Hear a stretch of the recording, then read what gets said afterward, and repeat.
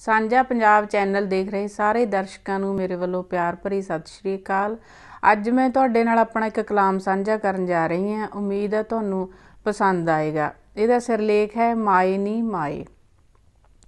ਮਾਏ ਨੀ ਮਾਏ ਦਿਨ ਕਿਹੋ ਜਿਹੇ ਆਏ, ਹੁਣ ਘਟ ਗਏ ਪਰਿੰਦੇ, ਵਾਧੂ ਹੋ ਗਏ ਨੇ ਦਰਿੰਦੇ। ਧੀਆਂ ਭੈਣਾਂ ਨੂੰ ਚੈਨ ਨਾਲ ਜਿਉਣ ਨਹੀਂ ਉਹ ਦਿੰਦੇ, ਕੋਈ ਸੁੱਟਦਾ ਤੇਜ਼ਾਬ ਤੇ ਕੋਈ ਮਾਰ ਹੀ ਮੁਕਾਏ।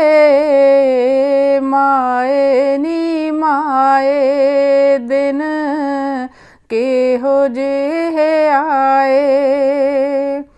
ਮਾਏ ਨੀ ਮਾਏ ਮੈਨੂੰ ਸਮਝ ਨਾ ਆਏ, ਬੰਦਾ ਬਣ ਗਿਆ ਸ਼ੈਤਾਨ, ਉਹ ਨਾ ਰਿਹਾ ਇਨਸਾਨ। ਵਾਧੂ ਕਰ ਲਈ ਤਰੱਕੀ, ਜੱਗ ਹੋਇਆ ਸ਼ਮਸ਼ਾਨ, ਕਿਤੇ